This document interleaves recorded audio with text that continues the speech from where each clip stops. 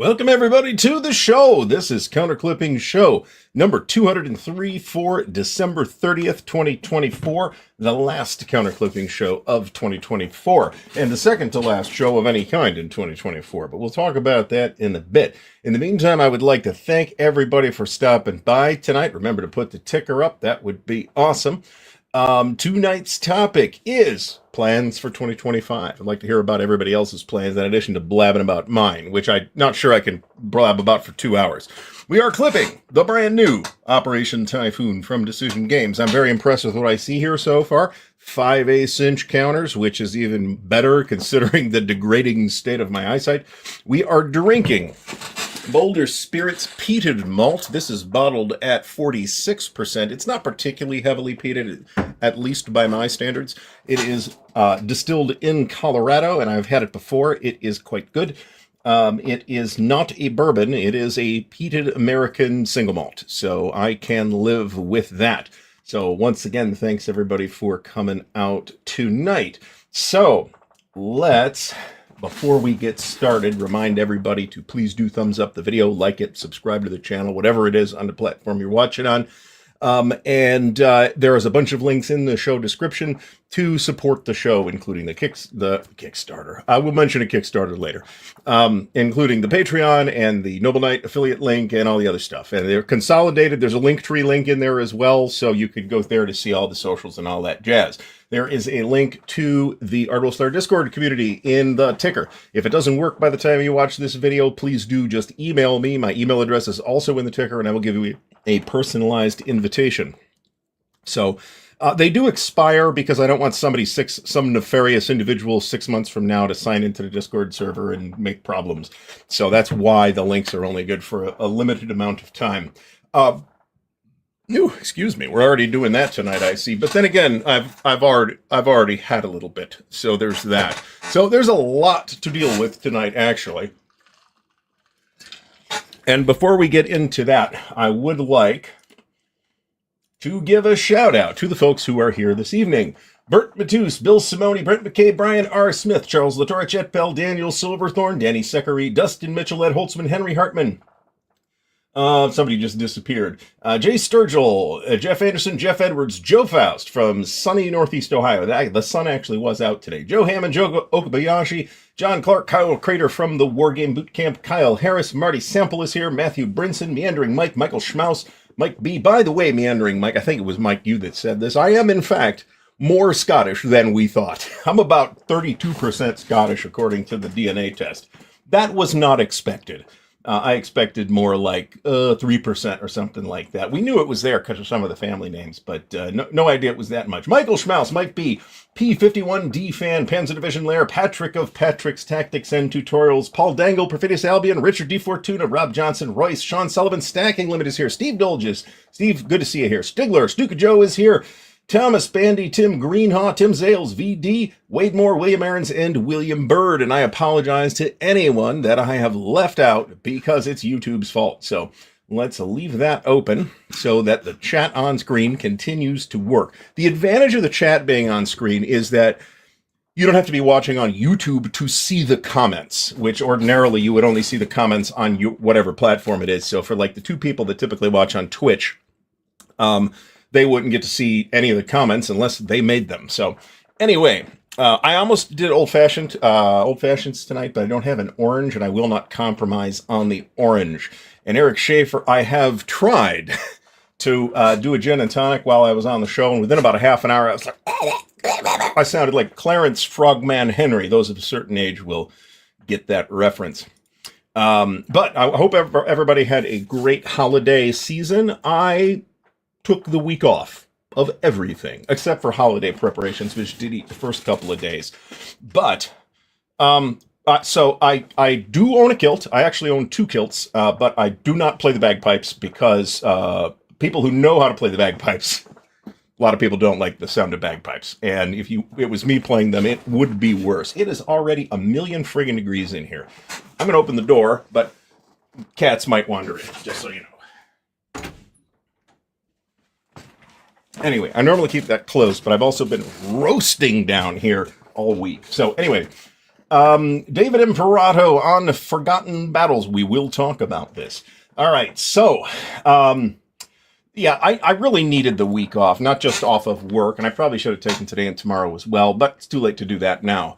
But I really just needed the time off to sleep in. I slept till like 9:30 a couple of those days. I don't normally do that. So there will be a brief addendum for Christmas loot, but it won't take long because there's no games in there. So Wise Guy History, thanks for stopping by from sunny Australia. It's probably nice in Australia right now, unlike here. Anyway, man, it's hot in here. Jeez. Anyway. Hey, no argument from me. I like the bagpipes. I'm realistic about my own musical skills. Vicky, thanks for stopping by.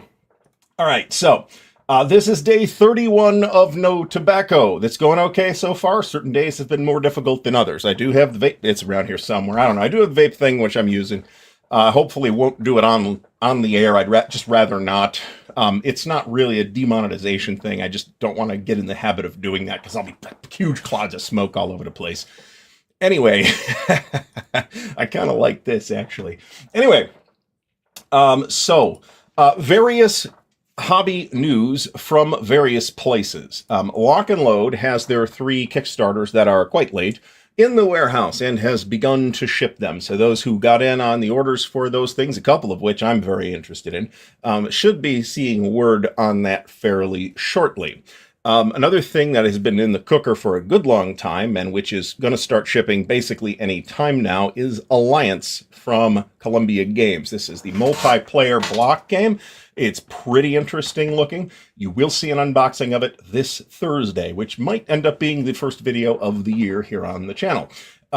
Next up, we'll talk about this in a minute because I do want to get to a couple other pieces of news, which include the GMT update and the new pre-orders from Multiman Publishing. So let's get started with that. Let me fix this. All right, so I don't actually need the Armchair Dragoons page. So before we look at the new pre-orders from Multiman, 2 of which are reprints, I will mention that Forgotten Battles, as of like right now, is still available at the pre-order price. It's going to start shipping literally anytime. That may have started today. It was allegedly going to start last week, but last week was the week of Christmas. I didn't realistically expect them to get a whole lot shipped. I did have a relatively early pre-order on this, so I should be getting it at some point. Not really counting on it this week, but it could still happen. So if you haven't gotten in on this huge new OCS game and you want to, now is the time because it won't last all that long. And when these things go out of print, they tend to go for ruinous prices. So anyway, next was the other one. Okay, so let's talk about the 2 reprints first. This is SCS Fallschirmjäger. This game was released in something like 2001.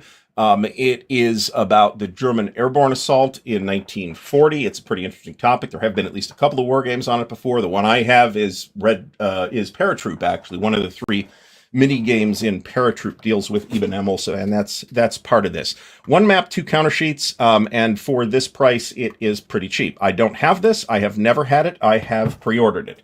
So we will be getting this. And it does sound like they will redo the box, too.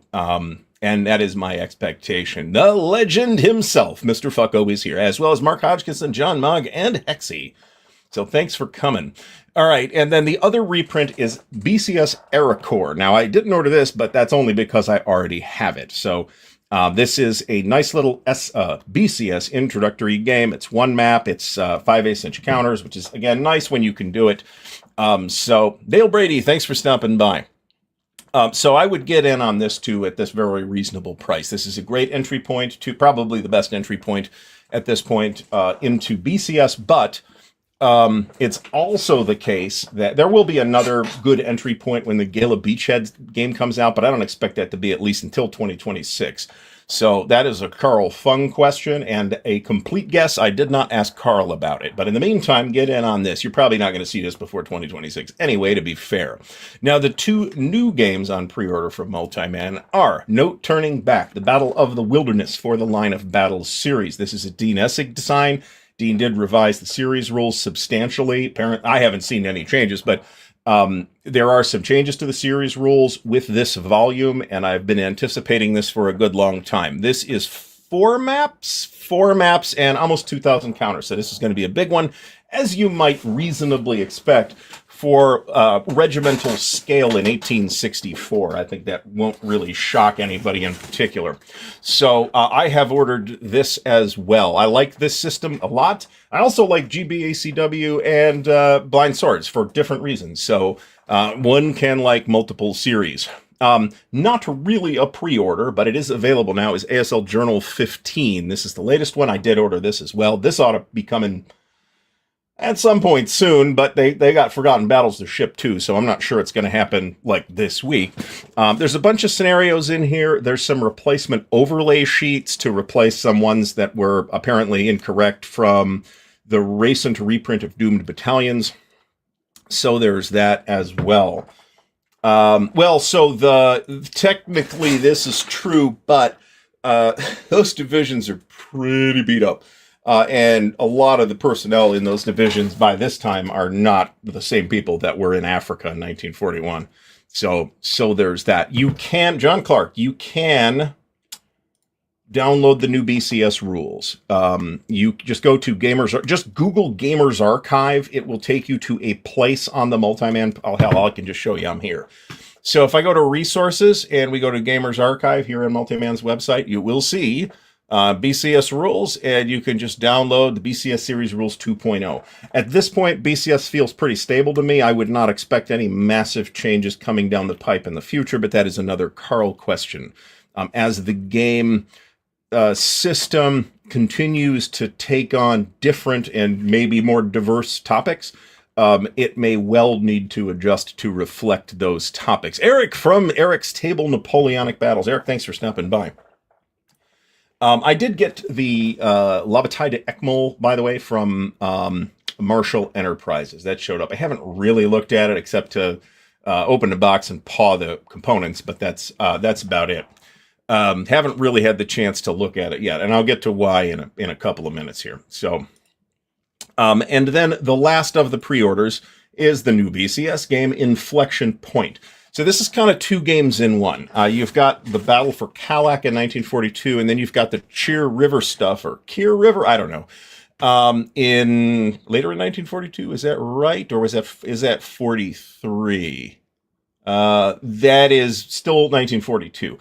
This is the same topic that the SCS Panzer Battles game was about. It takes place more or less in the same area, so you're going to get before and after Stalingrad here. So.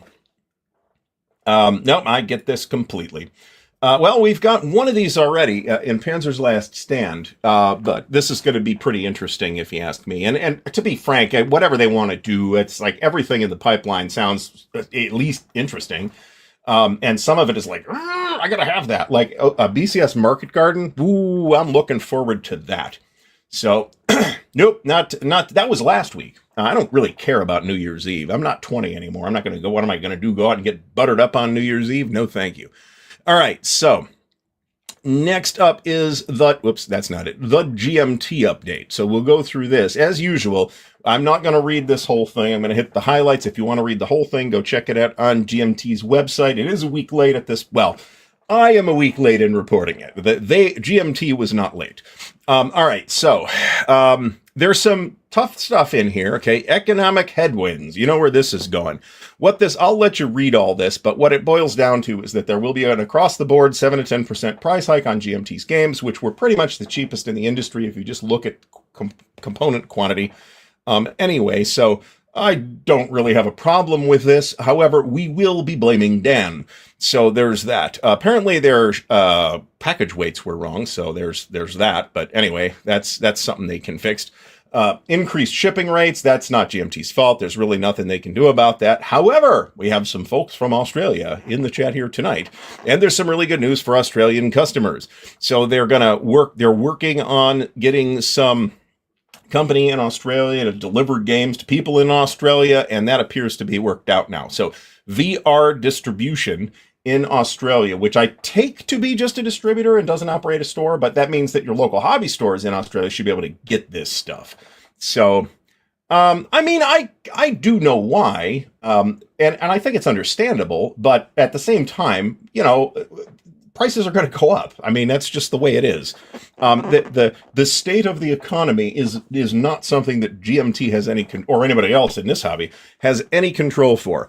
Brazilian customers, to make up for the future lack of getting hosed in Australia, the folks in Brazil will be getting hosed in the future. Hopefully they'll work this out soon. There will be a likely winter sale in late January or late February. So I have a list of things I intend to pick up, most of which is stuff that I just skipped or forgot about when it was on P500. So yeah, that's a good point. Dustin Mitchell points out that if you have already, the P500 prices have not changed. So you're still going to get, I would expect future P500s, including the one we're going to talk about in a minute, to be a little bit higher, but existing P500 prices are not changing. So there's that good. So there's the bad news. There is a digital version of Rebel Fury coming. This is, to be honest, I'm not sure how interested in this I am. I think Rebel Fury plays so cleanly already that I don't really feel any particular obligation to buy a digital version. I might change my mind, because stranger things have happened. But if you want to try this out, I don't know what it's going to cost, but it's probably, it's already up on Steam. Hold on a second. Planned release Q1 2025. There's no price yet. So there we go on that. But it's worth a look. If you haven't tried Rebel Fury, it's pretty cool. It's really easy. It plays really fast.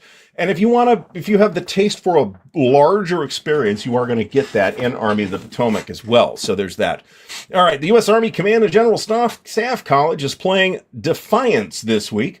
The upcoming game from Mark Herman and David Doctor. I have pre-ordered this as well. I went through in the idle time, I went through all my pre-orders, most of which were from GMT, but some of them are for MMP or somebody else, and kind of made some corrections, dropped a couple of things, added more. So there's that. We'll see when some of that stuff actually shows up, though. So check this out if you're interested. They have finished shipping Wargames according to Mark. I have the book. I will tell you this. The binding and paper quality and all that is absolutely top tier. So if you are concerned at all about that, because GMT has never published a book before, I am impressed with the physical quality of the production, and I can't wait to get started reading it, which I think will probably happen in January. The next charges and shipments should charge on or around January 6th for the 2024 replacement countersheet, A Jest of Robin Hood second printing, and Congress of Vienna, which I went through all the stuff, and I don't think I ordered that. I'd have to check, though. It does have the built-in bookmark. That's pretty cool. This is pretty cool. Storm of Steel. Which Storm of Steel? The Decision Storm of Steel or the Academy Games Storm of Steel? Because there are at least two different games called Storm of Steel. All right, so GMT Talk, that's GMT's podcast / video show, so you can subscribe to them on YouTube, and there's interviews. They've done 12 episodes now, and they're quite good. Not there yet, P500 items, Napoleon in Egypt. I don't know why people are sleeping on this. Imperial Eagle Spearhead, the mounted map for Ardennes 44, which I could care absolutely less about, and the World Crisis. But considering that the World Crisis has only been on P500 for like a month, I'd say it's probably doing pretty good. So this is my expectation. So, well, I hope not. I mean, the cost of materials is not something GMT controls either. Frankly, I think we probably, at least GMT could use their prices to go up a little bit. So, but again, it's Dan's fault. So there's that. So, well, and this is probably not surprising either, because I think that, Bill knows what he's doing. He's probably already made these adjustments, so they don't have to worry about it now. So there's that. All right, so box sneak peeks. I'm not going to spend a ton of time on this. Non-player testers for Hammer and Sickle. Non-player testers for Hammer and Sickle. So presumably that means like copy editing, I guess. So there's that. So you can click on this if you're interested in doing so. Development update from GMT1 and Jason Carr. There's a bunch of stuff in the tank on this. which we're not going to spend any time on. There's a couple of vessel updates for Combat Commander Europe, Wolfpack, which is new, so that's getting updated isn't surprising, and Europe and Gulf, which is not new. So there's that. Designer interviews, including Adam Blenkinsop from Echo from the Dark on GMT's show. Dan and I had James Day on the Chit Show a couple of weeks ago. James was a great interview. It went very quickly, so check that out if you haven't already. And Pushing Cardboard got Mark Miklos and Justin Facino, Joe, known perhaps better to us here on YouTube as Just a Guard. So check that out. And he is, of course, the designer of Seljuk, which should be coming pretty soon. We'll talk about that in a minute, too. El Wargamero Novato, which is a pretty cool name, I think we can agree. Interviewed Sam London and Bruce Harper. Here's the thing for Wolfpack by Mike Berticelli. We got to have Mike on the show, too, at some point. P500 editions. There are some removals this time, too, and we'll talk about that. So there are two new items here, one of which is the Thunderverse Track Pack, which is for Thunder Alley. It's an expansion for Thunder Alley by the designers, Jeff and Carla Horger. So if you're into Thunder Alley, you probably want this. I'm not into Thunder Alley and don't need it. And then the second printing of Rebel Fury, which I have the first one and don't need it. The other item is this, Ermine, Men of Iron, Volume 7. This is designed by Pierre Wagner Jones. Probably not doing that right, but there's that. But this is the latest Men of Iron game, and it has 5 battles in it, 6 battles, something like that. I'm not even going to try to pronounce these French names. We're just not doing it. Morlaix, I can get that, but there's a bunch of... I don't have any knowledge about this conflict whatsoever. So there's that. What do we got here? Well, yeah, so not to put too fine a point on it, but somebody's always going to whine, and to some extent, I can understand that, because nobody wants to pay more. I don't want to pay more, but sometimes you got to pay more. You don't have to be their customer. You could stop. That's okay. They'll be okay with that. If you say, hey, I just can't do it anymore because you raised your prices, even though they're still 40% lower than everybody else's, I have to protest. So whatever. So this is exactly it. I don't know who's whining, and I'm not sure I've seen a whole lot of it myself, but I am also completely aware that whining has occurred without verification, because we're gamers and we complain. So you should see me when the dice are rolling bad, which is most of the time. Anyway, I have pre-ordered this. I'm a sucker for any Men of Iron game that they would like to do. So in any case, Death Valley, I agree with that. Well, I don't know about best bang for the buck, but certainly in that tier, right? Death Valley is a tremendous value, as are a lot of the big compendium volumes from GMT, like the GBOH volumes, for example. So in any case, all right, recent P500 editions, we don't really need to cover that. So we've already covered Ermine. We've also got the Thunderverse. And the Welder Little Brother Apocalypse Road. I'm not sure what that means. I've never played either game, and you know, props to Jeff and Carla for doing this, but I got no, and I know Jeff and Carla, because they are Central Ohio natives, but I'm just not into the racing stuff, so I can't really tell you anything about it. And if you're into it, go check it out on GMT's website. All right, P500 removals. There's a couple of things here. So the thing that has been permanently yanked from GMT, well, not yanked, but GMT said, yeah, this does make sense. Basically, Carl, the designer, said, you know, I'd like to have the whole series to work with so I can shop it around to other publishers. So GMT has agreed to that and has pulled the third edition of No Retreat, the Russian Front from P500. So that won't be coming back, but I wouldn't be shocked at all if that series, I almost had a sneeze there, if that series reappears somewhere else, because it has done pretty well.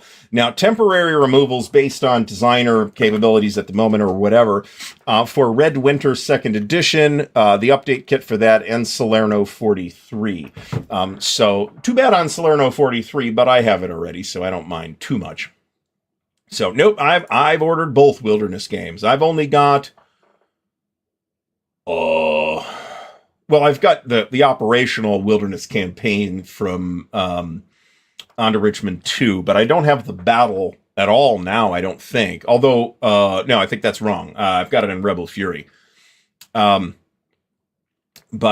in any case, Now, people have to decide. So just to be clear on this, we're all adults here, right? If there's youngsters watching, I apologize for any foul language that may appear. But generally speaking, everybody here and that watches this stuff in general are adults. And as adults, we are empowered to make our own decisions. And if I decide that, the Battle for Normandy is just too expensive, I think that's an unreasonable price, I can choose to not buy it. That's that. If I decide that I can afford it and it's all fine and I'm okay paying that price because I expect to play the game and it'll turn out to be an okay value as long as I play the game, then that is a different choice that I could make. We are grown-ups. Let's make decisions like grown-ups and stop whining like children. So that's what we're saying here. So anyway, and I was not at no point, except when I was talking about Carl, was I referring to Carl in any of that, to be clear. All right, so the teasers for future P500 games. A new game from Mark Simonich is a shut-up-and-take-my-money type of situation. A strategy game set in Russia. I don't know what that is. That could be anything. That could be Nevsky 2, for all I know. Grand tactical game set on the Eastern Front in World War II. Potentially interesting, but I need a little more information than that. Yes, this is exactly, again, read the update, but yeah, this is basically correct. Mark Simonich decided to hold off on it for now, just to make sure that everything was synchronized with the other Italy games. There's going to be one more Italy game after Italy 43. So we got something new from Ted Racer. That's another one. It's probably, I'm just going to say buy it, and that'll be the end of that. So, because I like Ted's work as well. So, people can disagree too. They can choose to not watch the show if they find my opinions so distressing. Let's take response. I'm not talking to you, Roger, just so we're clear on this. But we should. I feel like it's a good idea to. Not everybody has to stay positive all the time, right? I try to present a positive vibe on my channel. I have made this point before. And let's be sure nobody's out of line here in the chat so far, but let's make sure that stays the case. So, I'll buy this. I think he was talking about Queen Victoria or Queen Elizabeth or something like that. The first Queen Elizabeth. So, Lee Grant, thanks for stopping by. So, all I'm saying is it's completely okay, whatever decision you make. The disagreement is not the childish thing. The whining is the childish thing. You can say without whining, I feel like this price is just too high. I don't want to swing it, or I can't swing it, or whatever. You don't even have to explain. You can just say, I have elected not to buy this game. I mean, that is a completely legitimate decision that you and I, the adults, can make. So, in any case, you are in fact extremely biased. I like some of the features of Line of Battle. It has a. We will cover this in a future video. Let me put it that way. That is a thing that has been in the cooker for some time now. So this has a lot of potential. I would be interested in seeing something like this. So in any case, so none of us. Maybe I got a little bit more to say on this. So none of us run GMT, right? Unless there are people who run GMT are watching, but in that case, I would be surprised. So none of us run GMT. We can't make the decisions for GMT's business based on the incomplete information that we as outside spectators have.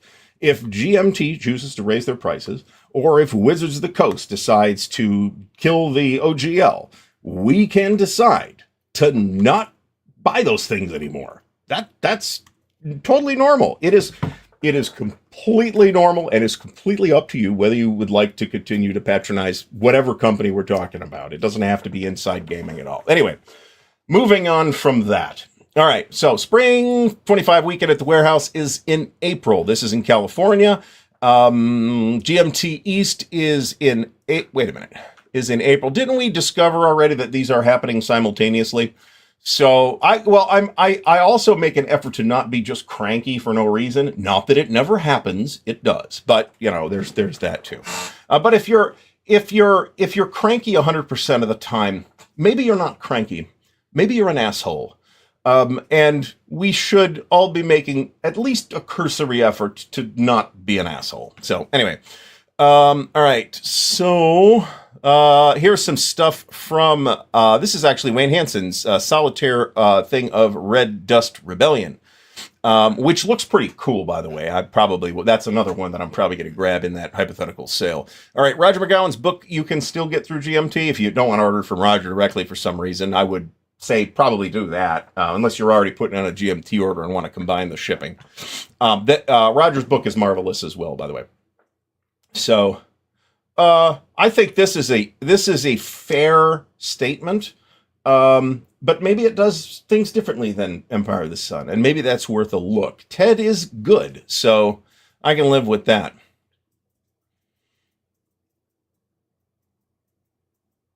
So here's the thing with this. So Joe mentioned, I think this is a completely legitimate question. He says the pricing thing brings up an interesting question as to whether there will be a tipping point where physical games get so costly to produce that it incentivizes development of higher quality video war games. Now, I'd be all for the development of higher quality video war games. However, it would be difficult to envision a situation in which more money was getting pumped into video games because there are already video games. Somebody told me, I don't know where this information came from, I don't remember.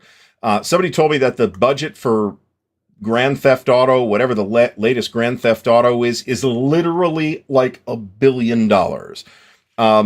Tabletop games are simply never going to compete with that. But in fairness, they're never going to have to meet those operating costs either. So I think this is a legit question, but I think that any such hypothetical point is quite a ways away.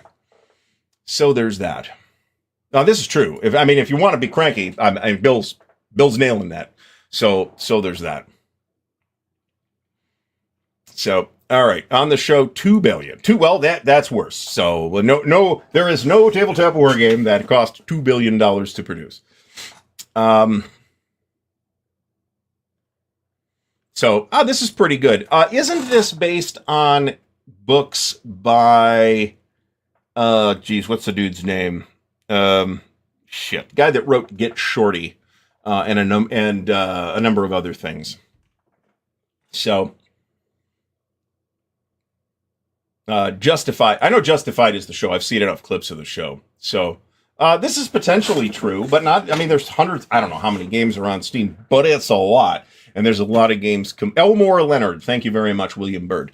I need to read some Elmore Leonard. It's going to go better than the Maltese Falcon, which I think was just too old for me. It was just too old fashioned. Anyway, still haven't gotten my throw yet. I need to do that. What do we got here? Full review from the Board Games Chronicle for a bunch of stuff. There's an unboxing for Red Dust Rebellion, some stuff from I, Napoleon, Reavers and Reformers on Facebook for fans of Ed Beach's game, so check that out if you want. Let's see. All right, here is a tutorial on, who is this? A tutorial, Winter Quartering, did a tutorial for Rebel Fury. And it's 32 minutes. You could easily teach this entire game system in 30 minutes. So, all right. So we're almost done here, unless there's something else that I want to see. I do like these new covers for the Space Empires games, by the way. All right. So charging and shipping, as we've already mentioned, they, not me. Woo! Whoa. John Longshore, thank you so much. That is much appreciated, my friend. So Merry Christmas to you as well, and everybody, and a Happy New Year. Did I actually say that earlier? So there are some good stuff for Matrix and Slytherin that are, I think, worth a look. Just not everything, right? But, that's not less true of board war games either. All right, so, as previously mentioned, they will charge on or around January 6th for the 2024 counter sheet. I'll have to check, but I'm pretty sure I ordered it. Just of Robin Hood and Congress of Vienna. The next huge shipment. This happened in 2022, too. I remember this. Let's see how badly I'm going to get nailed on this. Should arrive at the warehouse in mid to late January, and they'll plan to charge and ship in early February, and we should see the details of that in the January update. So, John, once again, thanks so much for the support. It is greatly appreciated. But this shipment will include World at War 4th printing, plus the mounted maps, which I wouldn't buy, but if you want them, go ahead. The supplemental counter sheet, which I think I did not order, but I probably should. Downfall 2nd printing, plus those mounted maps, that I would consider mounted maps for, because it's that kind of game. Fields of Fire Deluxe, its update kit, Fighting Formations, U.S. 29th Infantry Division, the 2nd printing of Hoplite, In the Shadows, and the Battle for Normandy Deluxe Edition. Thankfully, the only thing I'm on the hook for here is the Battle for Normandy. Now, it is admittedly not incredibly cheap, but all right, let's take a look. Since this has come up, let's take a look at a point. No, I would no. They won't fit in the box. No, the mounted maps, as GMT generally does, the mounted maps are an option that you can choose to order separately if you want. I kind of like that. But I also kind of like if it was in the box. You know, I don't care about mounted maps too much. So, if you want mounted maps, cool, order the mounted maps. So, Hoplite's pretty neat, by the way. It's worth a look.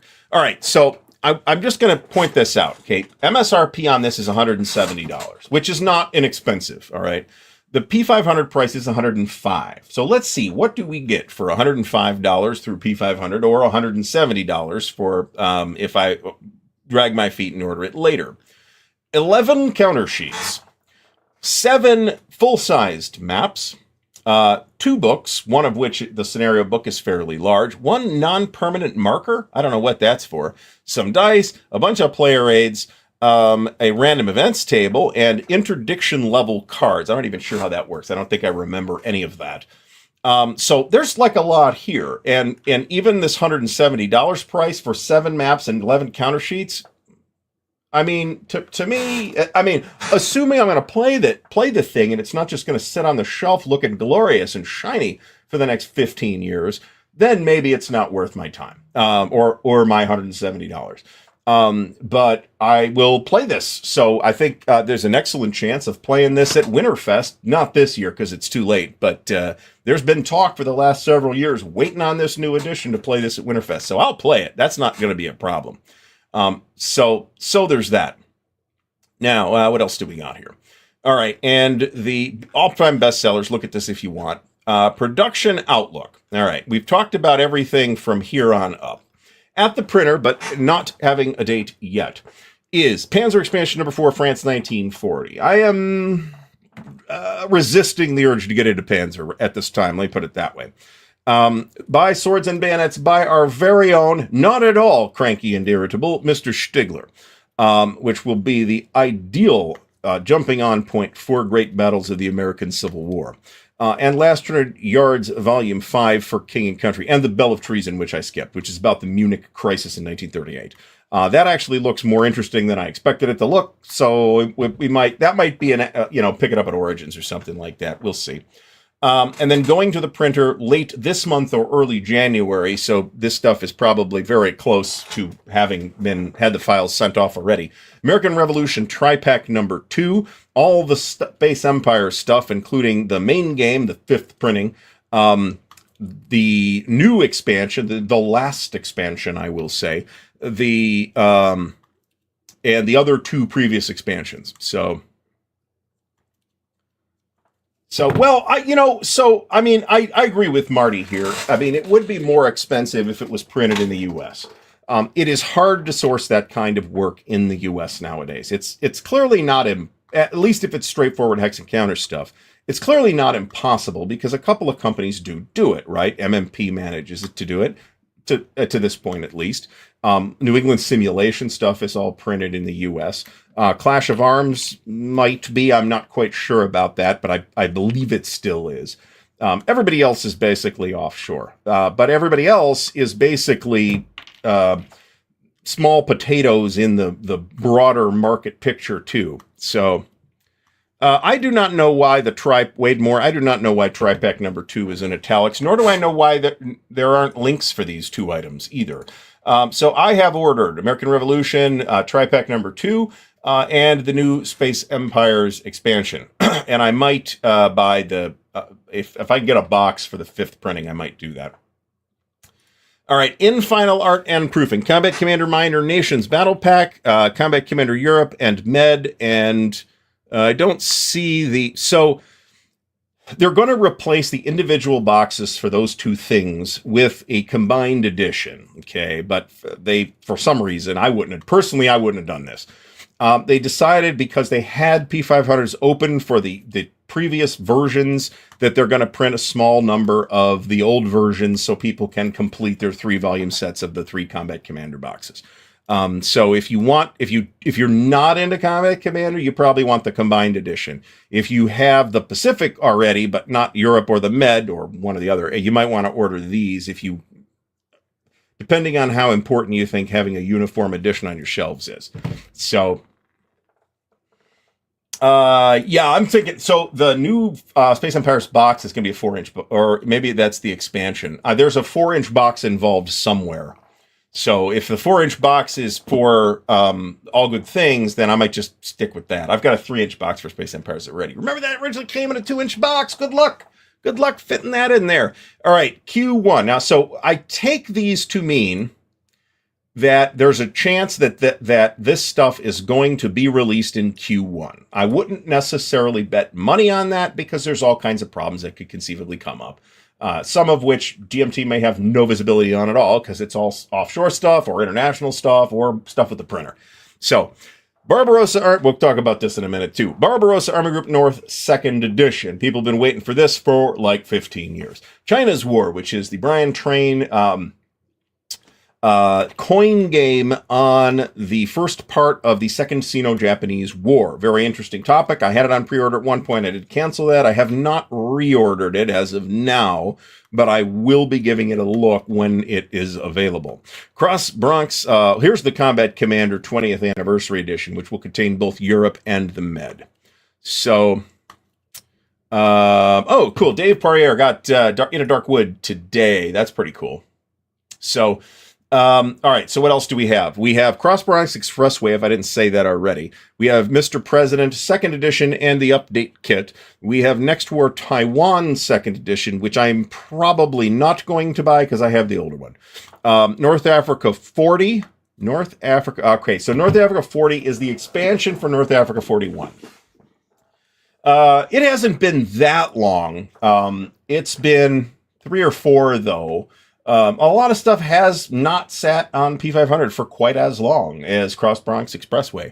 But it's also a little bit outside GMT's normal wheelhouse, too. So that might be why it took a little extra time to get the numbers. So anyway, Silent Victory 3rd printing, The Hunters 4th printing. These are excellent games if you haven't seen them. I do have a playthrough video of The Hunters from pretty close to when it came out.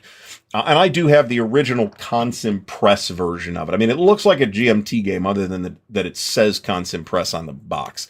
The Plum Island Horror, more of a bad thing expansion. That thing is going over like gangbusters. I've already seen it on a couple of tables. The Pure Land, Twilight Struggle 20th Anniversary Hall of Fame Edition, Unconditional Surrender 3rd printing, which is a solid... I have some issues with it, but I think it's basically a pretty solid game. And Unconditional Surrender Western Campaigns, which because of the scale and topic there, it will eliminate at least one of the major problems that I have with the whole war in Europe with Unconditional Surrender, which is the diplomacy system. I don't expect to get that, so I expect Western campaigns to be very interesting. In fact, let's take a look at that. All right, Q2 to Q3. Now, I can tell you from updates on the Consem World forums, because we're going to get to this in a minute, that Barbarossa Army Group North has been turned over to GMT by Vance von Boris and his team. So it's just a matter of how quickly it can be pushed through the GMT final development and printing queue. So we could see it in Q1. I'm not counting on that. I'm estimating Q2 at this point. That is not official information. It is my best gut feeling guess. All right, so Q2 to Q3 2025. We have 1833 NE, which is an 18XX game.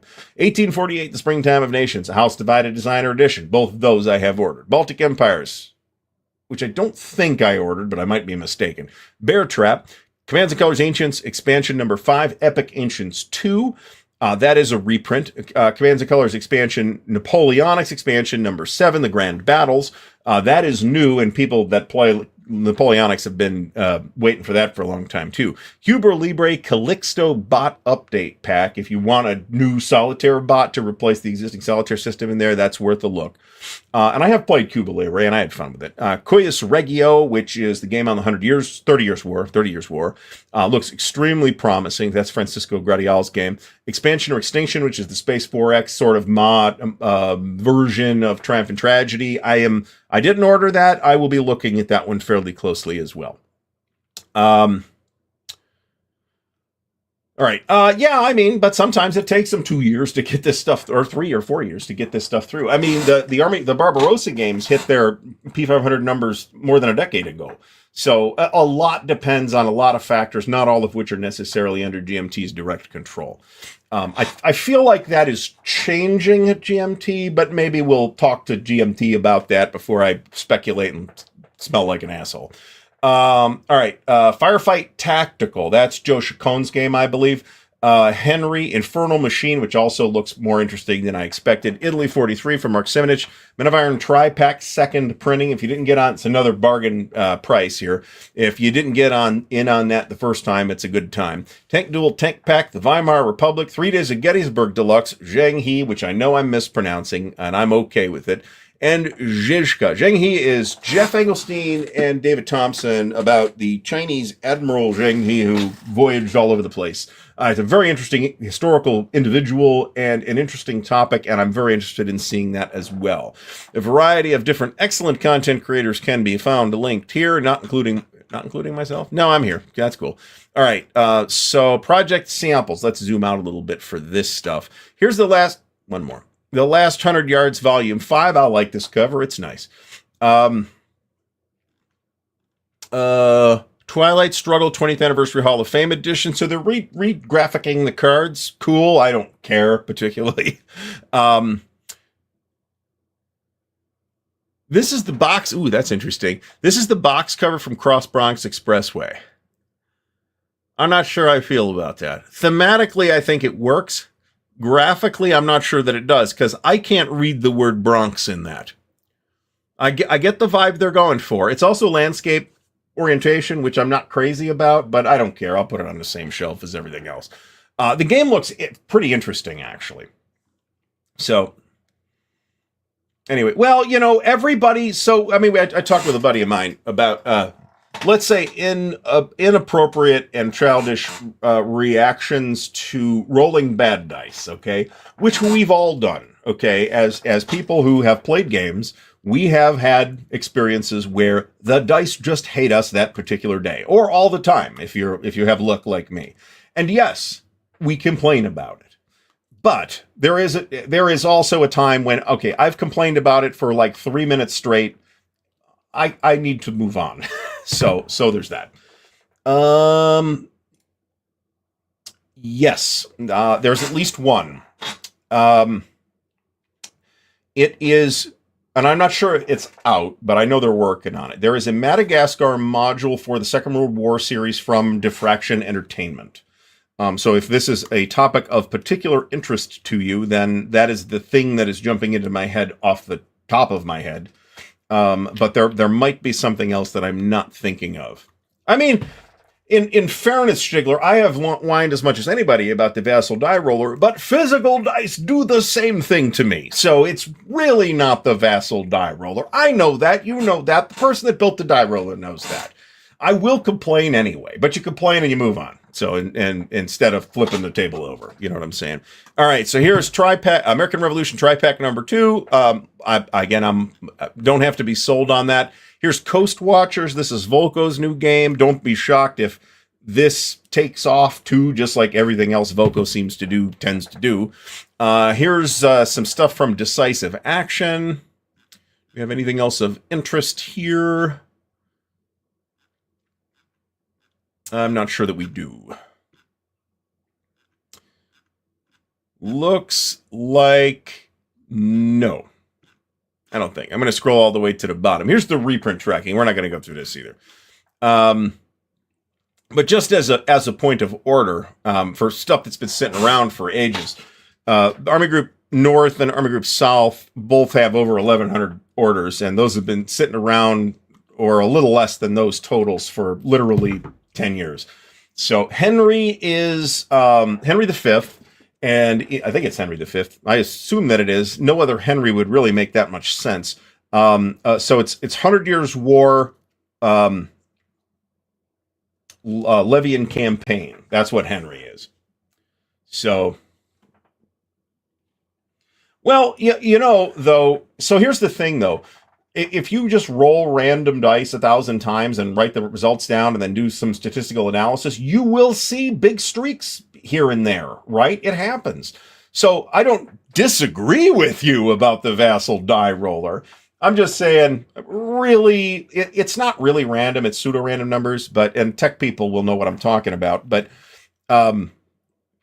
there are some random number generating algorithms are better than others. I assume that the Vassal people have picked a better one.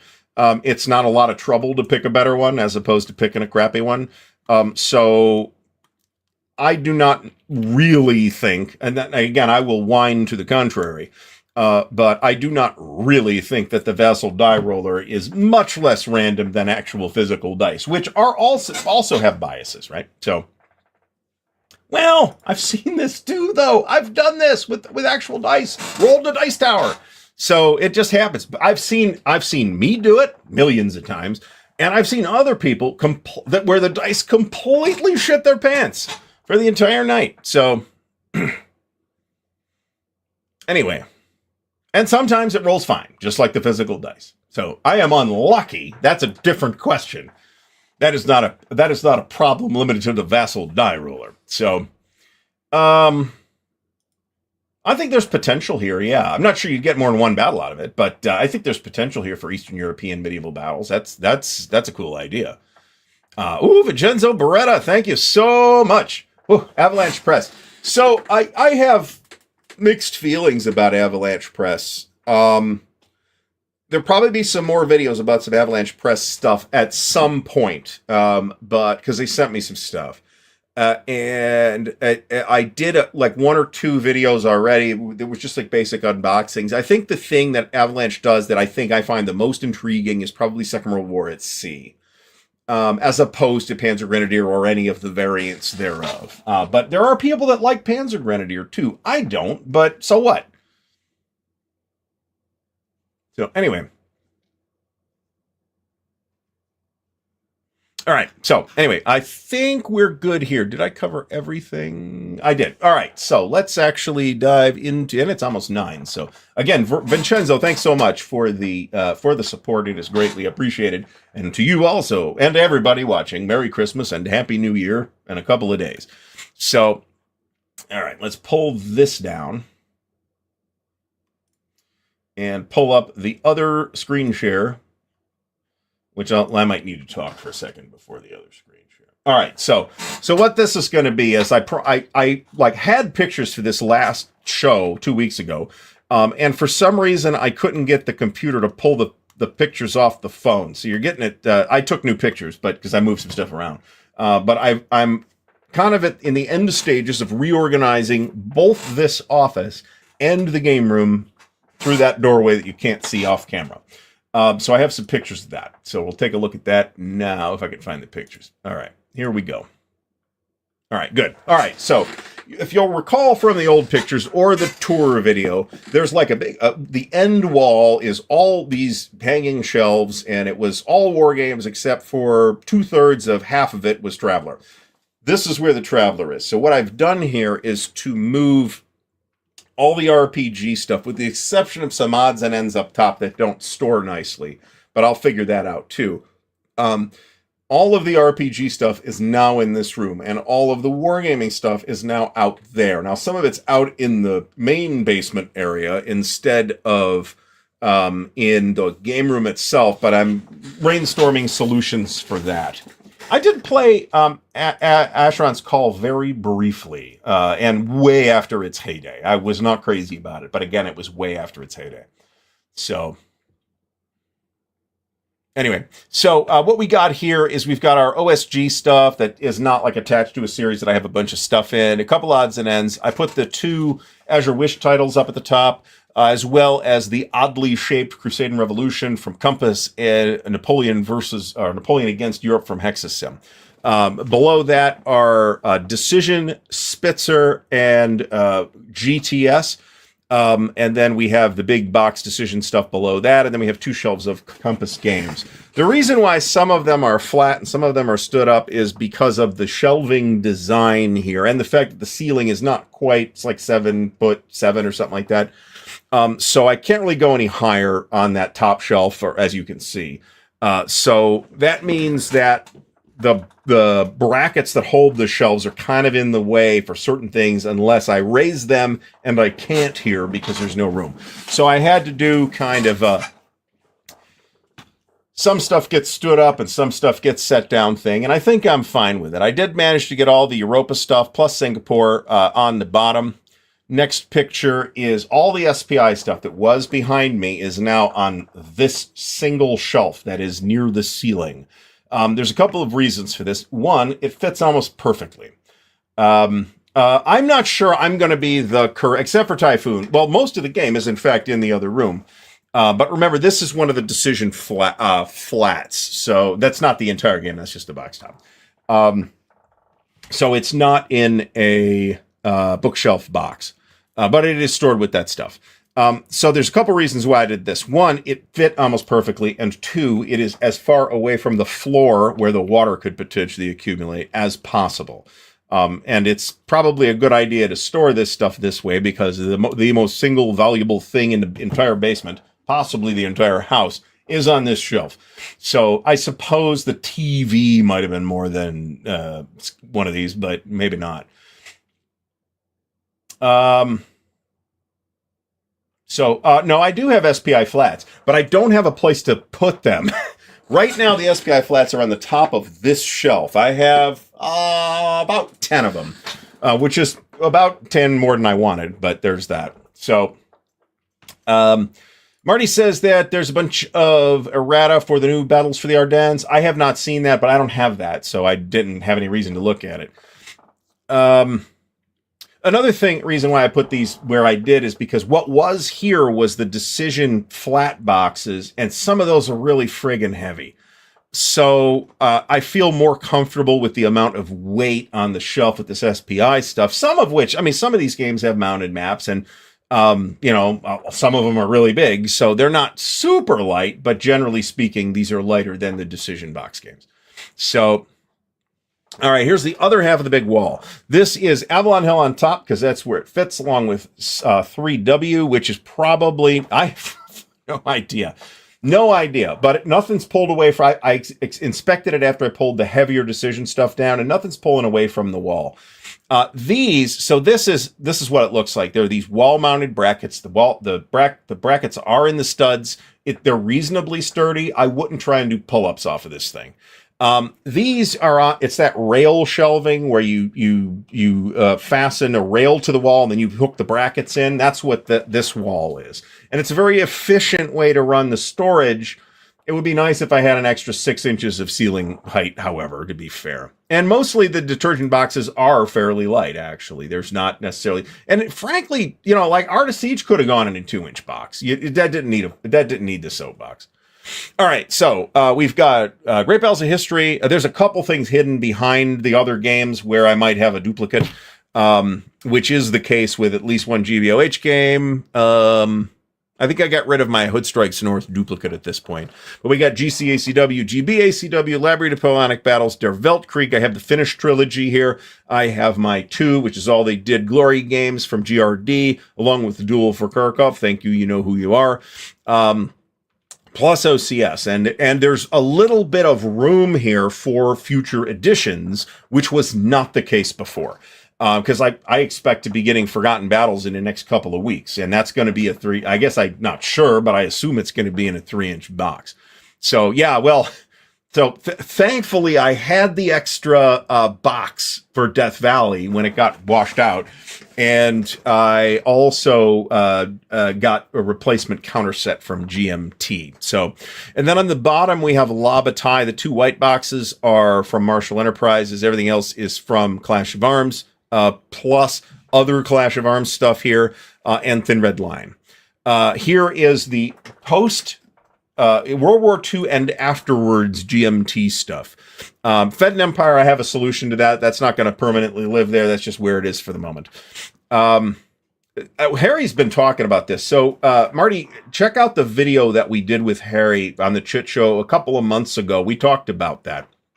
So, Ryan Huard, thanks for stopping by. Ah, very good. Very good. Stephen Rochelle has just completed a combined set of Case Blue and Guderian's Blitzkrieg 2, 6 trays in one box and all the paper in the other. That's a good way to do it. I'd done it that way, but I actually did want them separated. I would love to have a second copy of both of them, but even GB2 is expensive. I think the latest, I think it's an unpunched price, but I could be wrong. The latest Noble Knight price for Case Blue is like 11 something. So, well, this is fair.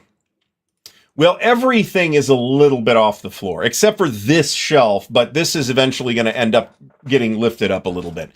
This is just a 3x3 Kallax, and I used it because I had it, right? So it wasn't more complicated than that. This is one of the shelves that's out there. And this is various gamers, smaller series, by which I mean games that I don't have a million of, and Nuts Publishing. I do have the water sensors in the basement, too, so I do get a warning if there's a problem. So there's that. And then this is the opposite wall with a variety of publishers that A, fit on the shelf, and B, I don't necessarily have a million things from, or they're relatively compact, like White Dog Games, Hexasim, my 3. I think I've got a couple more things from Legion beside these, but they're in Ziplocs. New England Simulations, some Blue Panther stuff, Fourth Circle, other Hexasim. I've actually got Hexasim on the other shelves as well. Just odds and ends. That this Stocks and Bonds is not with the Avalon Hill stuff because it's actually a 3W version. And a variety of other specialized things. So this shelf is mounted to the wall. This is mounted to the wall. This is mounted to the wall. This is all mounted to the wall. So I'm not really afraid of that particularly. And the only thing that's not mounted, oops, where are we going here? The only one that's not mounted to the wall is this, and it's relatively low. So, so I have 2 copies of the Third Winter Brent McCabe. And the reason for that, I also have 2 copies of Crimea, but the extra Crimea will fit behind the regular Crimea. The reason for that is just as, who was it that just said that? Stephen Rochelle, as he's doing with Case Blue and GB2, I'm going to put together a complete set, like Ostfront set of Crimea, Third Winter, Forgotten Battles, and Hero City. That's why I bought an extra one of each of those things. So, and I was lucky enough to get in on Third Winter and Crimea before they sold out. Crimea might not be sold out yet, but Third Winter is, I believe. All right, so here's the pre-World War II GMT stuff. And then in these drawers are table trays and blank counter sheets and dice and stuff like that. So I'll tell you what, when that big weird hurricane blew through a couple months ago, we did get some strange weather at that time. This is the shelf behind me, but you can see what's on top. Avalon Hill SPI flats, and then that giant box is the Fantasy Trip that doesn't fit anywhere else. We'll get to this momentarily. I didn't forget it this time. So this is worth a look, though. If you know, by all means, yeah, for something this expensive, you may well be able to get it's several $100s cheaper in somewhere else, and then yeah, you'll get soaked on shipping, but you just save $500. Who cares, right? So this is Traveler and a variety of just odds and ends that fit in the spaces. This is most of the rest of the other role-playing stuff. There's 2 more boxes of D&D that I got to reshelve yet. That's going to go on the bottom behind me. But this is all RPG stuff. This is the ASL Nook, which if I point my finger right there, I'm pointing to the ASL Nook. Other than a couple of loose mounted maps from Third Reich, this is all ASL or starter kit stuff. So that's all going to get, and remember, my 2025 counter-organization project is going to be ASL. So we will be digging into this in detail in the coming months. So, we certainly did not get that much. So here's the full, it's not the full shot because there's like a table with a bunch of trash on it on the other end of the room sitting right next to me as I take this picture. But this is from a couple of days ago, and this is the Barbarossa Army Group South map. So because I had taken the week off, I really needed just kind of a refresher, right, to kind of get my bearings again and have to take the opportunity to sleep in for several days and all that jazz. So toward the end of that, I was thinking, I'm going to take a personal wargame day. And I didn't really, because that day I did nothing except set this up. And then I started pulling counters. So the reason I picked, there will be video on this, by the way, but give me a minute on that because there's a caveat. So I have been wanting to get back to the GMT East Front series for a very long time. So now's the time. As part of the reorg, I got the table all cleaned off and did the plexi, I Windexed the plexi and all that stuff. So I put Army Group South on here because the campaign game fits on the table. And so that is the entire campaign game map. It's 3 maps. There is a 4th map that is part of the game, but it's the Rostov map. It's not even connected to this area, and you don't use it for the campaign. So I could play the whole campaign here. But then I'm like halfway through pulling the counters out, and I'm thinking, I think we're going to get Army Group North reasonably early in 2025. I'm going to probably want to look at that when it comes out. I'm explicitly interested in that particular part of that conflict. And if I am going to do that, then I really should be playing with the updated rules, which means Army Group Center. The table is 4 feet by 8 feet. And 48 by 96. Yeah, and the trouble was I couldn't fit the full campaign map for Army Group Center on here because there's that northern map, just so that the map includes a relatively trivial amount of the Army Group boundary between Army Groups North and Center. It's probably not necessary, but I didn't want to have to extemporize that, or whatever the word is. I didn't want to have to improvise on that if I left that map off. And I didn't see anything at a glance in the book talking about that. So instead, I pulled it all down and set up Army Group Center instead. So we'll get to that in a second. So Army Group Center we'll talk about after the message from Noble Knights. But the last of the actual news, we adopted 2 kittens from our local rescue shelter. They are about 3 months old. One of them is clearly the runt of the litter. They are very attached to one another. So this handsome and the larger of the 2 by a considerable amount. This is Sherman Frederick. And this is Sherbert Napoleon. So, and you can't see it, but his collar has little fish skeletons on it. So this boy definitely got the orange cat brain cell, and this boy is very smart, and we expect that he is going to run the entire house. They are actually, today, for the first time, they are out and about in the house with the other cats, and there has been basically no difficulty. So there's that. So, and yes, this means I will need to put the lids on the table. So there's that. All right, so it is about, let me pull this down. It is about halfway through the show, and it is time to hear from our good friends at Noble Knight Games. So let's hear from Noble Knight for 30 seconds. Here at Noble Knight Games, we've been carefully growing the world's largest selection of board games, role-playing games and dice, war games, miniatures and paints, card games, and more. Going on 25 years now. Our rustic castle contains more game and hobby goodness than you can shake a stick at. Complete with careful packaging and the finest customer service the land can provide. You can buy, sell, trade from anywhere in the world, just like nature intended. Noble Knight Games. All right, so big thanks to Noble Knight, the official sponsor of the Counter Clipping Show. Don't think I didn't pitch Grant as the name for the other one, but that did not fly. So, because I'm not the only person living in the house. So there's that. Yes, this is where the thumbs up goes. So yes, there are 5 cats and a dog in the house now, and 2 humans. So there's all that. I don't know if you've refreshed the screen or not, Brant, but in either case, thank you for the thumbs up and the reminder to thumbs up. So I'd like to get at least the Soviet randomizer chits done out of this tonight so that they can at least go back into... These will just go in baggies. So, could I please post the Discord link on YouTube? Yes, but let me you know what? I'm actually cool with that. Because again, the link will expire after a while. So I'm cool with putting it in the chat. So give me 1 second here.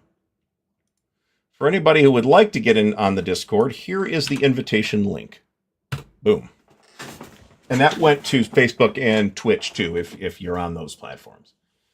So yes, I could totally do that. So hopefully that works. So, well, the link will work. Hopefully it's linked in your view of it. It is not in my StreamYard view. So anyway, so what are we, I wanted to kind of talk about what I kind of want to do with the channel for the next year, because I really did feel, honestly, for the last 4 months, 5 months maybe, I have felt like I'm getting like super stale, and I need to make some adjustments to kind of keep me fresh on running a YouTube channel, right? So one of the things that I've done to kind of freshen things up in the past is to kind of introduce a new type of show for the counterclipping show. So we'll probably see another couple of those, some new formats for this show. In addition, the Chit Show is expected at this time. We will have a show tomorrow. The Chit Show is at this time expected to move to Thursdays. Wait for an official update on that, but I do expect to need to move the Chit Show to Thursday. In general, more videos is something I want to do. More like regular videos, not more live streams. I am already fully committed to the live streams that are already there. I might do a live show on the book channel occasionally, but that is not going to be a regular thing. And I haven't done it at all yet, and I have no immediate plans to do so. So, it's a pretty good game. I will not promise I didn't screw anything up, but I like that game. I mean, it's not flawless, but I'm not 100% sure that the problem is in the game and not in the player. So the problems that I saw on that. So I do like having this Monday night show all to myself.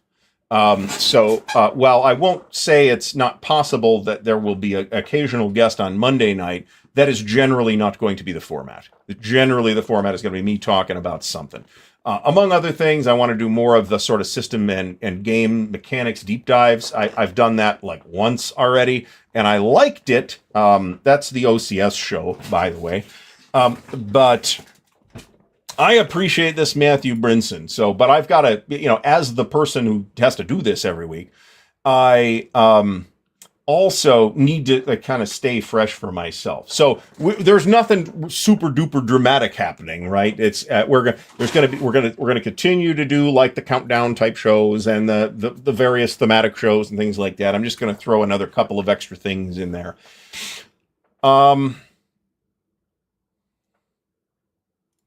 British Albion says similar playthrough treatments for EFS would be awesome as well. So here's the thing. Another specifically one of the video thing that I want to do is I want to establish an actual cadence for doing playthrough content, like recorded playthrough videos, which is editing, but I have some additional options for editing now that I didn't necessarily have before that do streamline that process a little bit for me. So Phil Hatfield, thanks for stopping by, Phil. Appreciate it. I've talked about GCACW a lot, so that is indeed almost certainly going to be the topic of a show. Let me put it that way. So it is my intention, and you'll see video on this. Not this week. Well, I don't know. You might see an intro video this week, but I'm not actually planning on that. So my intention is to start doing some playthrough video, and I've always occasionally done playthrough video. I just haven't done that much playthrough video. But playthrough video tends to be assuming it's not incredibly sluggish, tends to be fairly watchable. It depends on the game, don't get me wrong. But it tends to be fairly watchable if it's well edited and smooth. And it tends to be kind of evergreen content where people will keep watching it over the years. So, so I do want to establish that. I'm not promising any particular pace, but I will, and I'm not promising any particular format. I don't know if it's going to be like a blow by blow. I might do a blow by blow of scenario 1 from Army Group Center, but or if it's going to be okay, it's the end of turn 2. Here's what happened, type of deal. But I would like to do more playthrough and playthrough adjacent content. I would also, I think I covered that already. We're going to still have the occasional unboxing and that kind of thing. But I would like to spend more time with games I like rather than new hotness, right? I would also like to try and some experiments with some modern designs. I feel like over the last year, I've been very focused on SPI and Avalon Hill and GDW and stuff like that. I want to touch on some more modern designs. And to be frank, that is the kind of gamer that I am. So I'm not walking back from that, but I would like to mix it up a little more than I have done in terms of content in 2025.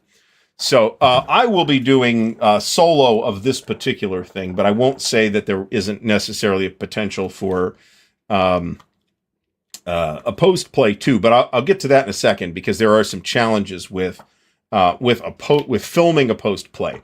Am I ready to get to that? Yeah, I think I am. So one of the things, there's a channel called Old Lady Plays, okay? And she did some wargaming stuff early on, and I think she does mostly RPG stuff now, but she was talking about getting, kind of building this rig basically out of 3D printer aluminum extruded rails, and the parts that kind of nestle into that. And she provided me with her parts list, which she's Canadian, so it's of course the Canadian parts list, but I can use that as a basis to figure out what I need. And it would be really good to have a better way to mount a camera. So that is on the itinerary for 2025. Both an actual camera to run this operation with, as opposed to using my cell phone, and I should say, a better mounting system for said camera. Ideally, it would be something with a monitor. There's a monitor in the game room anyway, so I could run it to that. That will let me see what the camera is picking up, so I can see, well, that shot sucks. It will be unusable, so let's fix that. And then something that will float over the table. It is impossible for me tonight to explain what I specifically have in mind, but essentially it'll be a modular system. Stuka Joe actually has something similar for his filming setup. So I've got 2 webcams already. One is the webcam we're on right now, and the other is the webcam that I travel with in the portable studio bag. So it is actually going to look a little bit like this. So unless you have like a stationary camera, which unless you want it to get bumped constantly, needs to be away from the table and then maybe zoomed in, and then you got to think about what's my resolution? Is this going to look like trash? Is my fat head going to be in the way for half the time? This is all kind of part of the calculus for figuring this out. I've got a pretty solid idea at this point of what I need. It's a couple $100 worth of stuff, and then the camera's about $500 that I kind of want. So there's that. I might look into a condenser mic, but frankly, I believe I have this mic where I want it to be, so I think that is not a 2025 enhancement. But I would really like to do the camera mount, and that's going to facilitate doing... that's going to considerably facilitate doing playthrough video as well. So... I don't know, Captain Nolan, am I overthinking this, or are all the other people saying you need like a Tom Cruise or this type of deal overthinking that? Because this sounds a little crazy, but I also want, and I do have a 3D printer. I could 3D print like a camera mount that holds the camera, but the system in which that mount floats, that's what I can't just 3D print. I guess I could, but it would take a million years. So, Edward over at Heavy Cardboard does have a pretty cool setup. He's got like multiple cameras and stuff like that, as I recall as well. So, I am concerned. I didn't do that wrong, did I? Looks okay. I am concerned that drones will blow the pieces around. So there's that.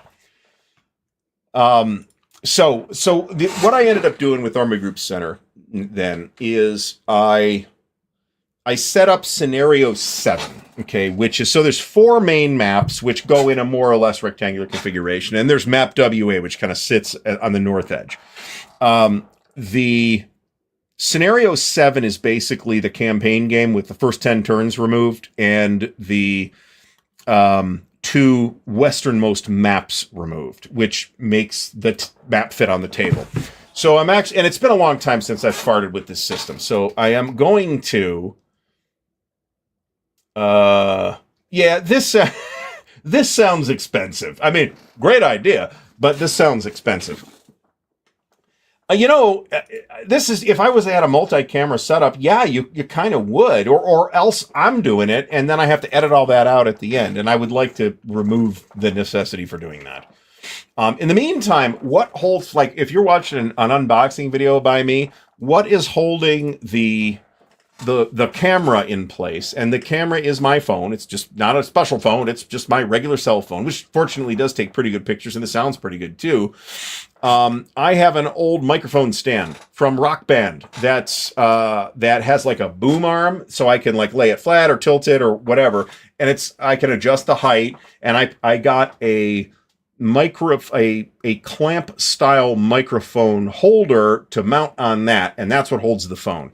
It kind of works, but it does make moving the camera around a tremendous hassle in the middle of doing all this other stuff. So I would also like, for like this show, I don't care, but for that kind of content, I really think I would like to do it in 4K because counters are tiny.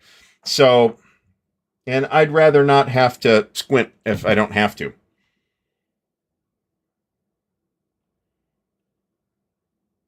All right, so John Madison says, I've seen some other YouTubers reach burnout with the commitments they dig themselves being content creators trying to grow. Do I feel any of that? No. Because I am simply delighted and somewhat befuddled that as many people follow me as do already, to be honest. I don't know why the channel is as popular as it is. I guess it works, so cool. I'm not really particularly concerned about that. And I've talked a little bit about this before, and I'll say it again this way, because I think it has bearing on this particular question. I do content for me. I love that people enjoy it, but ultimately I have to be, I am not capable of making content that I'm not into, okay? Even if it's just an unboxing video, which back in the old days, it was just like, well, here's the unboxing, blah, blah, blah, blah, blah. And if I edited it at all, it would just be to clip off the beginning and the very end of the clip while I'm reaching to push the button.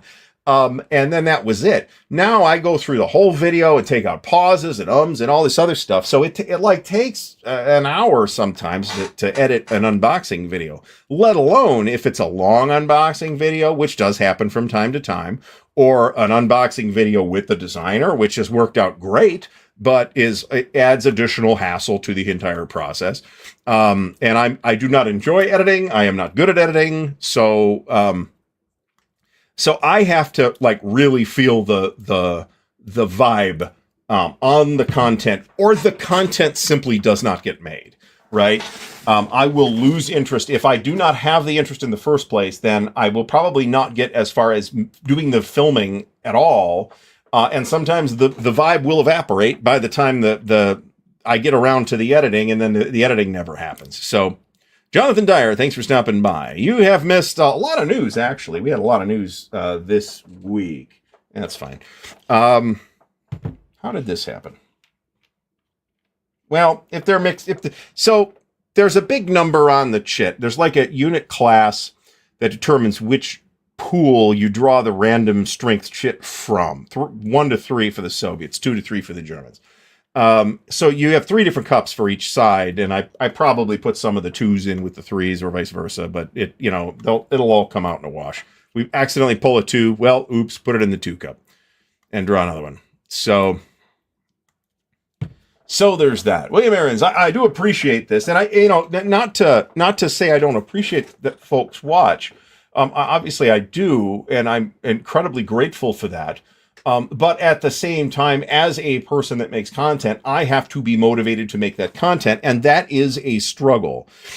So from time to time, and this has happened before, I just really haven't talked about it. I'll feel like this is getting stale. I feel like you were kind of dropping off, and I'm saying a lot of the same things. And that's when I've started to introduce like a new topic format or something like that to this show.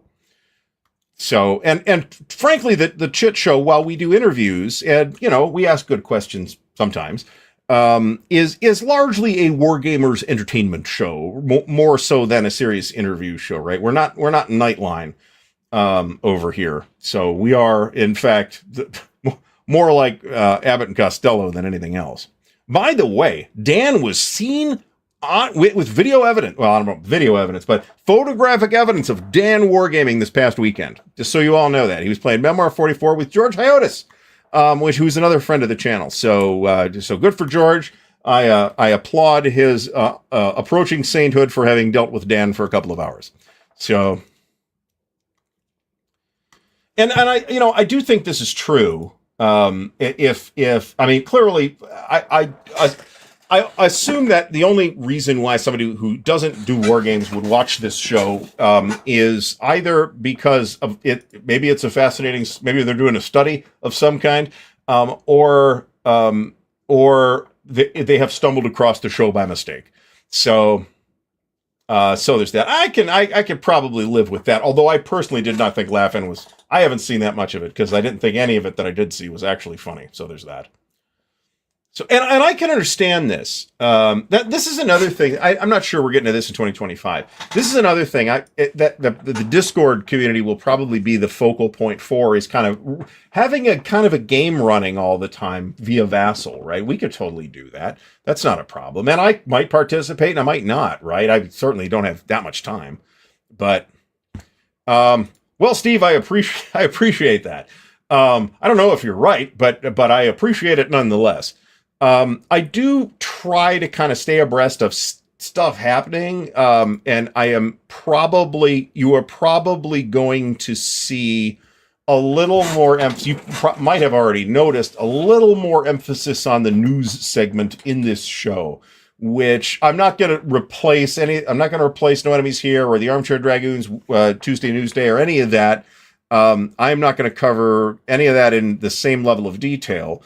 But there are certain things that I will consistently cover, and a lot of them have to do with upcoming games. So,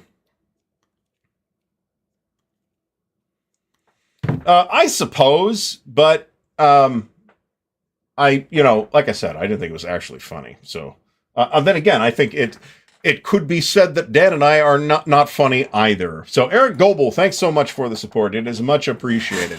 I also really appreciated the week off last week, by the way. I really did need it.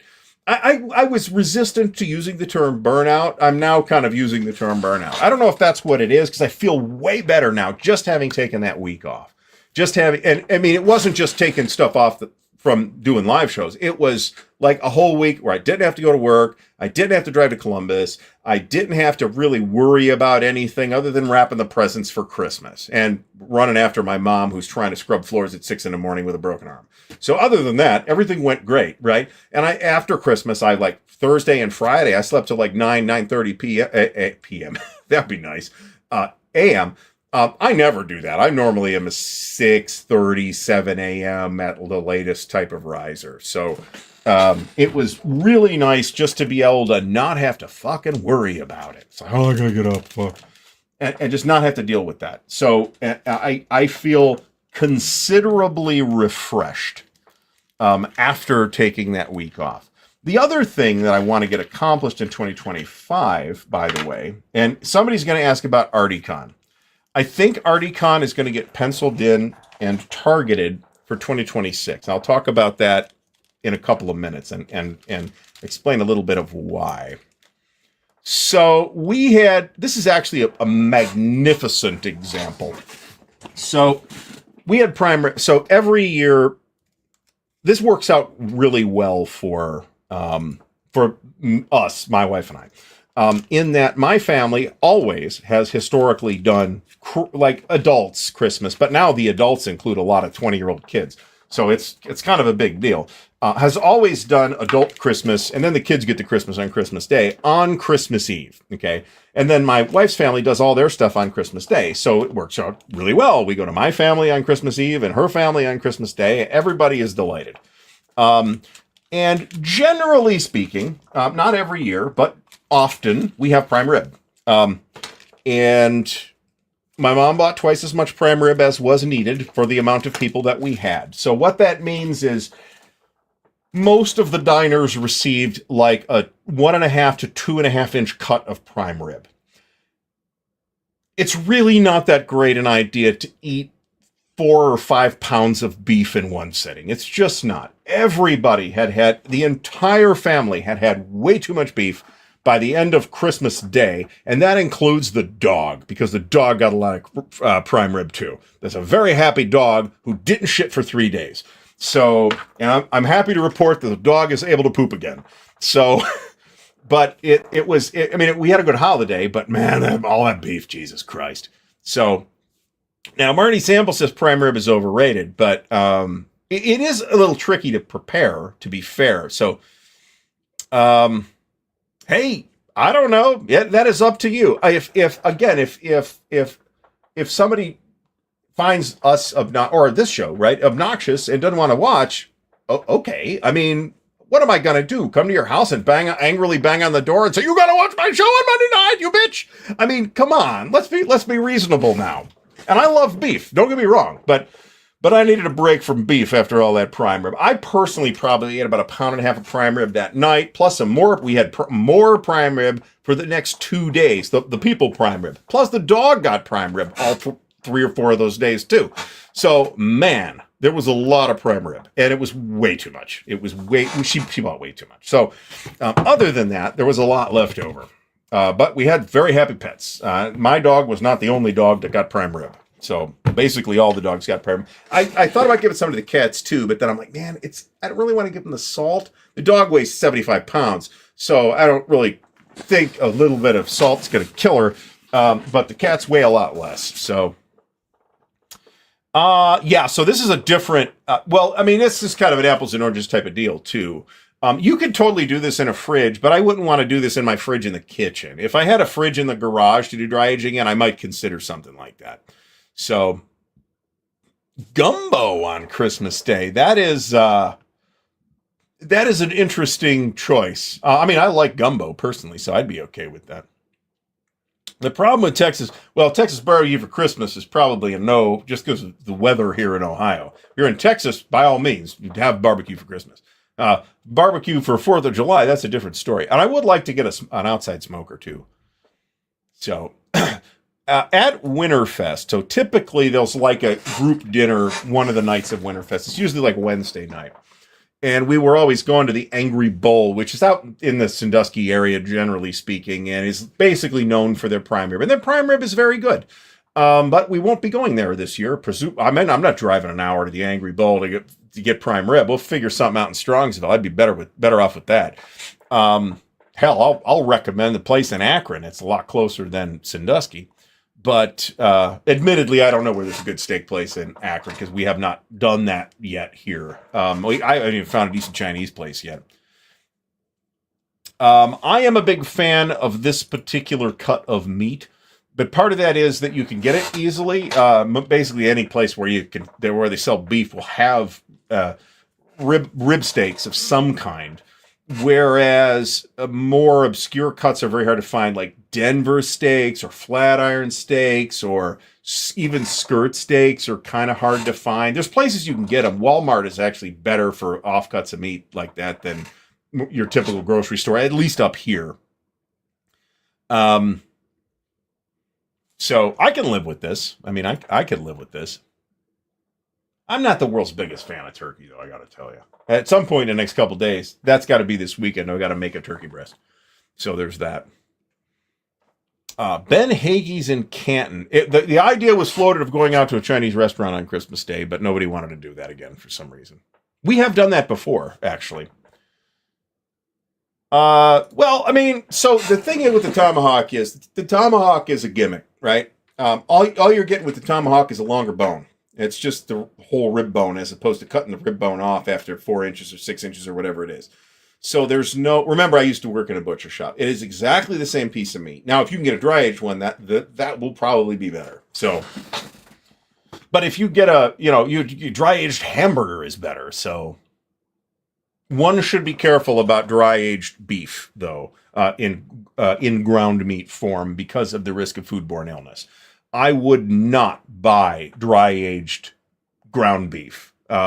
Because it's like the outside of the piece and the inside of the piece all mixed together. Do you trust the people at Kroger to not have contamination? I don't. So if I was going to do that, I would grind it myself. You can do it in a food processor. You don't need a meat grinder for it. So, all right. 10 Box has gotten Mexican rib eye roast, $67 a pound here. I'll be honest that your average, in my experience, which is not enormous, but it's not zero either, Mexican beef, like average Mexican supermarket beef, is, well, there's probably some regional considerations too. Where I was in Mexico, which was cattle country, admittedly, the Mexican beef is better than standard American beef. Now, because it's grass-fed, because they don't have the corn up there to feed the cows the corn, so they eat the grass instead. You know, what cows evolved to eat. So, but you could get it's a little easier to get grass-fed beef here now than it used to be. So there's that. So David Imbrato, thanks so much. And thank you for the kind words. I do appreciate it. I think I've mentioned before that I worked in a butcher shop for about 4 years, like during and after high school. So I'm not, clearly the answer to this is, Enemy at the Gates, actually. Thinking about it. You can do, steak tartare. But the thing with steak tartare is you don't use the outside of the meat, right? If there's like an oxidized layer, then that's going to be distasteful, especially if it's raw. So you use a completely fresh cut that you just cut up, and it's fine. I've had steak tartare, and it's I'm not in love with it, but it's fine. So, and the random live stream, by the way, I did that basically completely on a lark, just with the phone. I didn't set anything up or any. I mean, I got a tripod out, but just to hold the camera. But I didn't. You might see more of that too. Now, I don't promise that any of that it will be good content if we do it live, because the plan for playthrough content is to do edited videos, right? Because that way, well, shit, I got to look this rule up. Hold on a minute, and you spent the next 10 minutes in silence listening to pages turning. No, that's not great content. So we'll cut all that out. So, oh, believe it or not, Eric Goebel, I have eaten at Casa D'Angelo in Macedonia many times, actually. When we lived in Streetsboro, we ate at, that was our Italian restaurant. We have not been back there since we moved back up here, though. Roger Hemseth used to work in a slaughterhouse. This turns some people into vegans. Let me put it that way. That is a lot to deal with. I never worked in a slaughterhouse. I have seen video in a slaughterhouse. It's bad. All right, excellent. Yeah, people were messaging me about this. Is this Dan? I'm like, well, A, yes, it's Dan. And B, it says it's Dan in the post. So, yes, it's Dan. And I knew he was going to be playing Memoir 44, so that's good. Well, for regular ground beef, I don't care too much because they've got more than enough to grind, right? But, dry aged stuff or something, Wagyu beef. No. I'm buying that myself. I've never bought Wagyu. Well, I've had Wagyu in a restaurant, So the problem with, I worked there. So if you can say, hey, here's a roast. Can you grind this for me? Yeah, they'll grind it for you, and it'll be roughly the same weight, but you're getting other pieces of other animals in there too. You just are, because there's meat in the grinder. We don't clean it because they run ground meat 25 times a day. They're constantly running it. They don't clean the grinder out after every run. They clean it out at the end of the shift. So at least the place I worked at. So who knows what you're getting? You can do it yourself at a food processor, or if you've got a KitchenAid, you can get the meat grinder attachment for that. I love ahi tuna. I will eat ahi tuna raw, seared, cooked, whatever. It's great. I don't like canned tuna in particular. I'm looking for stacking limit. So yes, the answer to this is yes. It was in Sandusky up to last year. It will this year. It's going to be in, and I think for next year too. Will be in Strongsville, which is going to be generally, unless you live in Sandusky, which a couple of those people do, it's going to be more convenient for virtually everybody. It's closer to me. It's closer to a lot of the other organizers. It's way closer to the airport. So it's not like an hour, and the airport before was probably an hour and a half away. Now it's going to be more like 20 minutes. So it's going to be, I don't know about the facility yet. I haven't seen it, but the location is going to be a more agreeable, just in terms of the geography, is going to be more agreeable than in previous years. So Matthew Brinson, thank you for stopping by this evening. Oh, so I do get pissy about, they have a store in Shelby. I didn't know that. I have watched The Bearded Butchers, actually. And here's what I noticed, because I watch a lot of food videos, okay, on various platforms. And here's what I notice. I notice a lot of these people use stunt cutlery. And there's nothing, having worked in that business to the extent that I did, there's nothing that says poser more than stunt cutlery. The Bearded Butchers use the correct cutlery to do that work, and not stupid shit that they bought on the internet that is some kind of nonsense. So yeah, I like the Bearded Butchers. They know what they're doing. They're for real. A lot of people who do this kind of things aren't. Streets Bro. Yep. Me too. That's when we went to D'Angelo's. So there you go. Here's the address. Marty has looked up the address. Royalton Road, Strongsville. It's like right near the Strongsville Mall, which is, unlike many Ohio malls, is actually still an operating mall. Unlike one mall down here in Akron got bulldozed, and another mall has been repurposed into an Amazon. The entire mall is an Amazon distribution center. So, yeah, I suppose, but again, not everybody is comfortable with that. As I've found, right? Not everybody's comfortable in front of a camera, whether the camera's live or not. So I can't make that assumption. I've had beef tongue. I don't mind beef tongue. It's not, I'm not going to a lot of trouble to go source it, but there you go. I wouldn't do this either. I think undercooked chicken is actually gross, and not even just the risk of foodborne illness. I would not do this either.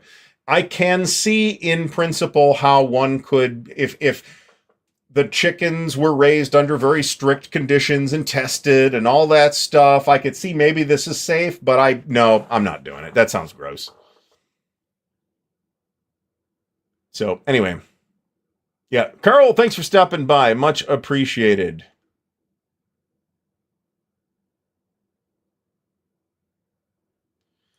Yeah, well, they use their bread and butter knife is an actual boning knife, which is what you want to use for that kind of stuff, and not a chef's knife, not a big fancy serrated thing with hooks on the back and bullshit.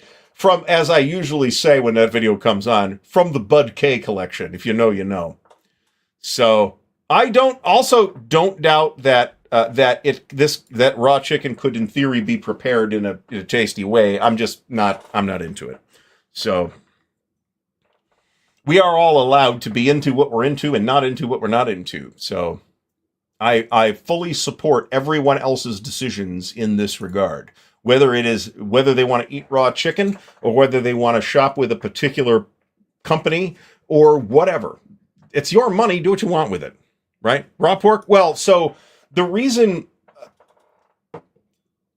for a long time, eating pork that wasn't well done was considered dangerous. And the reason for that is because at the time, pigs were fed basically a diet of garbage.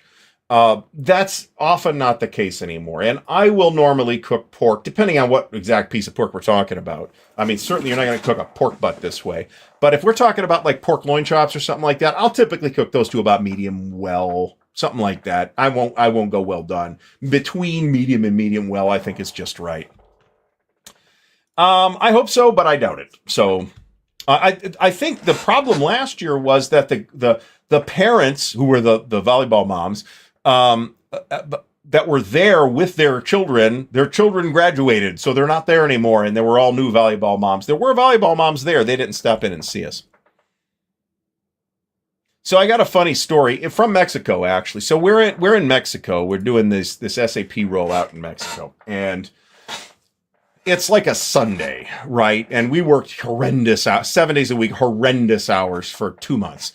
So they bring food in. They would bring food in for us most days, and on Sunday specifically, they brought in lunch, and it's like these 3 big foil wrapped bundles of meat, right, shredded meat.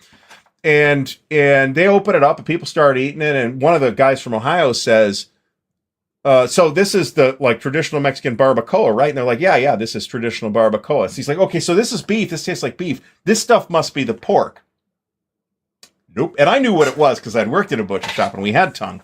It was tongue. Because a traditional barbacoa is basically you throw the entire cow head in a burning pit and bury it for 10 hours or whatever it is. And then you dig it up and shred it off the skull. That includes the tongue, and the ears and all that other stuff. So no, I've had it. It's fine. It's fine. That like the skin of the tongue is gross, but you take that off. So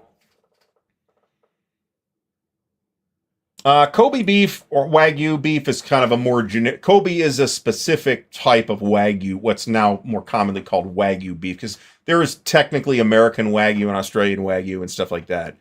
Wagyu is the kind of thing where, I mean, I don't know how anybody could like eat that regularly. It's incredibly rich. It's good, but it's incredibly, even my wife likes it. She's not really a fan of beef.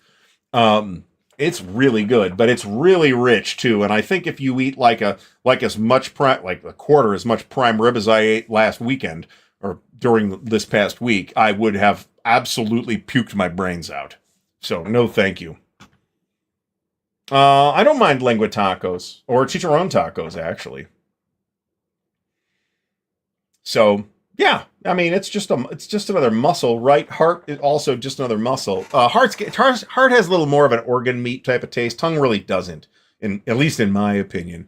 It's got that sort of irony taste that one often associates with liver, for example. That is. I don't mind liver. I don't eat it a lot, but because of that, it's got kind of a strong taste that you kind of have to have a taste for. But I will eat liver too. I don't mind liver. I don't mind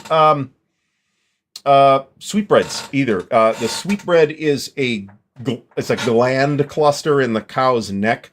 The first time I had it was actually in Mexico, where they call it mollejas, and if it is cooked properly, it is quite tasty. If it is overcooked, even by a little bit, it tends to be dry and chalky and not particularly palatable. And I've had it a couple times, like at the local Brazilian steakhouse here in Ohio, which employs no actual Brazilians, I'm reasonably sure.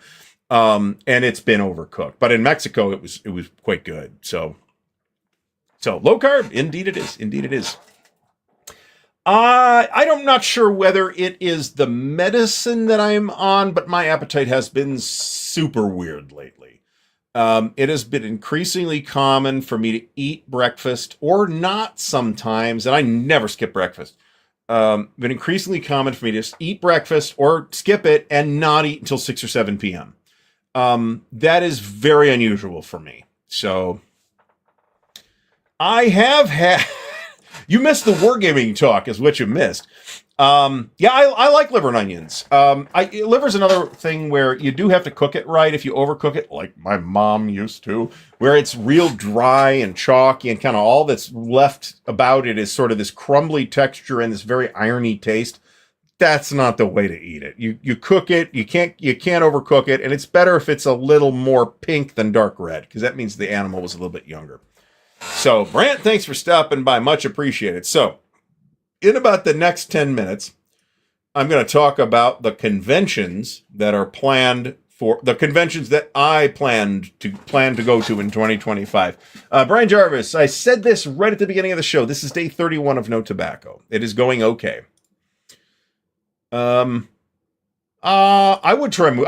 I've never had moose. I've had elk here in Ohio, of course. I've never had moose. I've had buffalo. Buffalo just tastes like beef, basically. It's just lean beef. That's all. I do not mind a decent little sear on the liver. There's nothing wrong with that. There is a difference between well seared and burnt, after all. So anyway, conventions.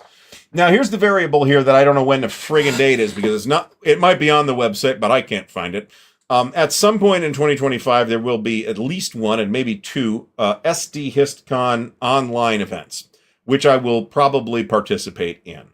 But I don't know when that is exactly. I know that I think the SD Hist East is going to be at the Naval War College again in sometime around July or August.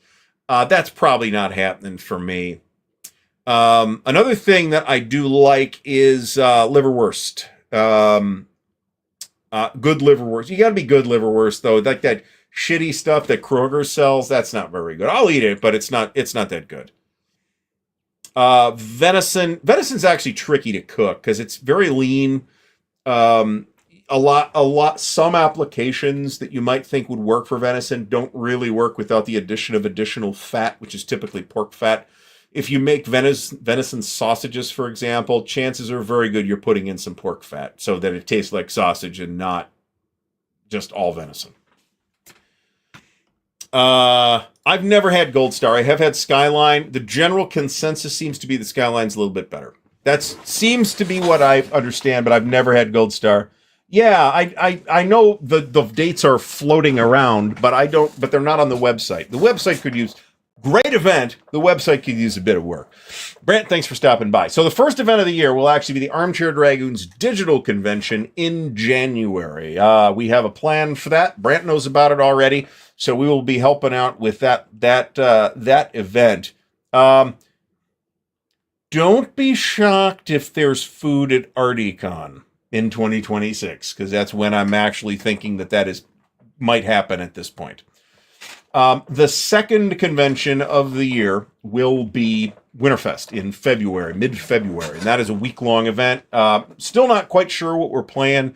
What the things that are kind of in the pool right now for me to play, there's some other stuff going on, are BCS, GTS, and Der Weltkrieg. And which we choose depends entirely on the players that we have, and that is what is being worked on right now. So, the third event of the year will be Buckeye Game Fest, which is at the end of April into early May. I may not be there the full time this year, but I will definitely be there Wednesday.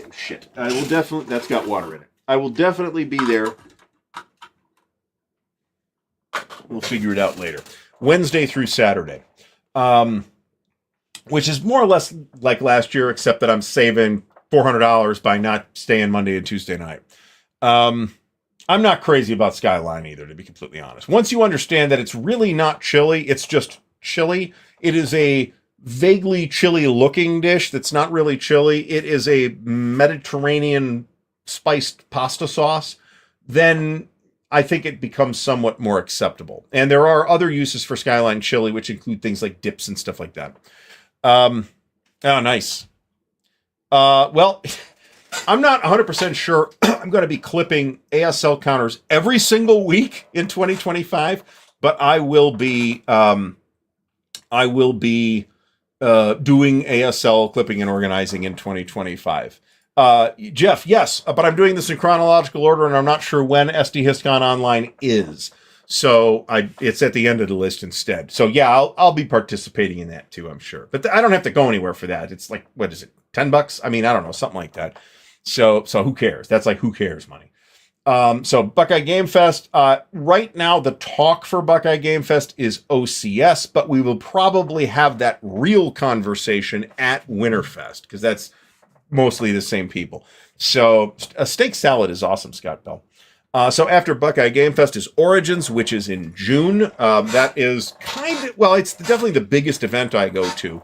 I will be helping run events with the Armchair Dragoons once again. I think we're going to change it up this year a little bit, and I'm going to be running some smaller stuff. Lee will be running some smaller stuff because we think it's a better use of everybody's time, basically. We can get more game hours that way because we're not both running the big thing. And I don't want to stick Lee, and I'd rather him not stick me with running this giant ass thing by myself. After Origins this is the plan, right? Things can change, but this is the plan going into 2025. November, SD HistCon. I want to take my wife out there, spend a couple extra days out in San Diego, seeing the sights and going on the aircraft carriers and all that jazz. It's going to be great. And then in 2026, here's the convention idea, right? Right now, I'm not committed to anything yet. I do want to do RDCon in 2026. In order to make that work, in terms of time management and all that stuff, I think I need to lose 2 conventions. And those 2 conventions are likely to be SD Hist or whatever I would otherwise be doing in November, and Buckeye Game Fest. Buckeye Game Fest is actually my most expensive convention because of what the hotel, because for a couple of reasons. One, I typically, at least never have, had a room split. I'm unwilling to drive hours, spend 5 hours in the car for 6 days. It wouldn't be every day. I'm talking a total of like 4 or 5 hours in the car doing that commute, which means I'm staying either at the hotel or at an adjacent hotel. They're all relatively expensive. It's a week-long event, and I typically don't have anybody to split the cost with. I will probably do WBC, but WBC is likely again this year going to be kind of a weekend, maybe head out on Friday, crash Saturday night, spend Saturday out there. It's going to be similar to what we've done for the last couple of years. So it doesn't really count. It's not a major expenditure or anything like that. I've been very impressed with what they've done with the SD Hist online conventions, and I'm frankly very impressed with what the Armchair Dragoons have done with their online conventions. So, nice. Americans and Soviets and Germans are basically the only, and Axis Miners for some reason are basically the only ones I have done. So, I'd love to go to Winter Offensive, and it doesn't overlap with the Armchair Dragoons event this year, but I just don't think there's any real way to pay for it, to be honest. In 2026, then, I probably will do Winterfest, Origins, and ArtyCon. And then in 2027, maybe I think about going to Tempe. Maybe. We'll see. It's an expensive trip, like I said. But I think, depending on how close you guys are, John, I think ConSim is definitely where you want to show your game off. I think it will get a lot of attention there. I think that is the right, and Winterfest, of course, are the right environments for it. Now, here's the thing, though. After that ArtyCon thing, what I actually want to do is, rather than making ArtyCon necessarily an every year event, might be recurring but not annual, I think I would like to have like a rotating convention slot in addition to the regular conventions where I go to a different convention every year. This would give me the opportunity to go to a Traveler Con or a Chaosium Con or something like that that I've never been to and have no reasonable, or a Gen Con even. I have no reasonable chance to get to those. As far as 2027, I have no idea, but as far as I know, it's in Tempe this coming year in 2025 still. And you know what? Stack Academy would be a possibility. I would go up there. It's not even really that long of a drive, to be honest about it. It's probably 8, 9, 10 hours, something like that. Big deal. You take a couple of days to do it. You go up there. It's not a week, so I could do that. That's not a problem. I will direct folks looking for conventions to the Armchair Dragoons at armchairdragoons.com, and they have a convention calendar on there which kind of covers everything. Now, here's the other thing: is I explicitly did not put ASL Oktoberfest into that list because it's in October, so I'll have a lot of time to make the determination. And if by October I have some ASL stuff organized, doesn't have to be everything, and have played some ASL, then it is very possible for me to show up for a day or two at Oktoberfest. And it's like a half an hour from here. So the drive is not a problem. I wouldn't go the whole week. But Stack Academy in early May. Again, this is kind of out for 2025, but it's very possible for once I can establish that rotating convention spot. And, even if I can do that, then I can include it in an event, maybe not every year, like Tempe or even El Bautacon in Spain. I mean, how fucking cool would that be? Or Italy. How cool would that be? I could get my wife to come to Italy. That wouldn't be a problem. So there's now an ASL Hall of Fame, by the way. That was not intended to be a disapproval, by the way. I think it's cool. I think there's some people that are in there. John Hill, Bill Sisler's in there. So Guards Counterattack's actually not a great intro scenario in retrospect, right? It's a classic. It's a pretty good scenario. It's a little big and a little long to be an introductory ASL scenario nowadays, in my opinion. You are much better off with retaking Veerville, which is I think it's the first or second ASL Starter Kit 1 scenario. Even if you're using the full ASL rules, I would play that. It's very straightforward. There's like some leaders, a few squads, a couple of support weapons, nothing super complicated. None of the terrain is weird. It's just a really nice package. And if you really wanted to, you could run all those scenarios using full ASL.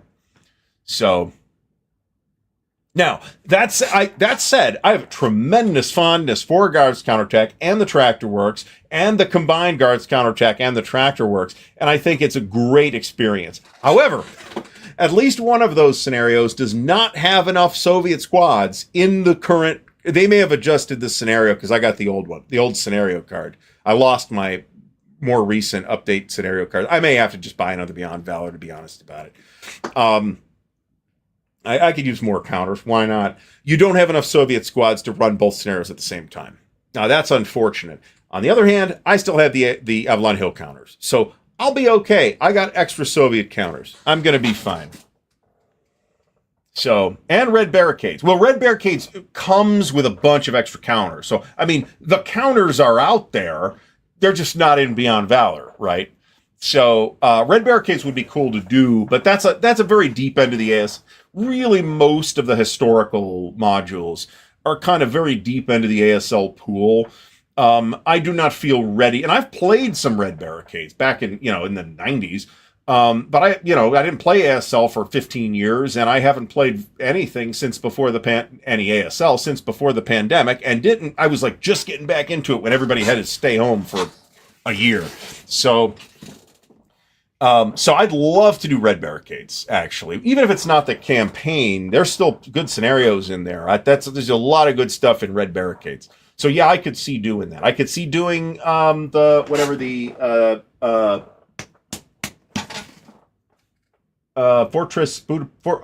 Budapest. I could see doing that too, actually. I do not have all of the historicals, and I'm not getting all the historicals, probably, but I could totally see doing some of the historical stuff. Or Taro. I'd love to do Taro. Taro is the one ASL historical module that I don't have that I'd really kind of like to have.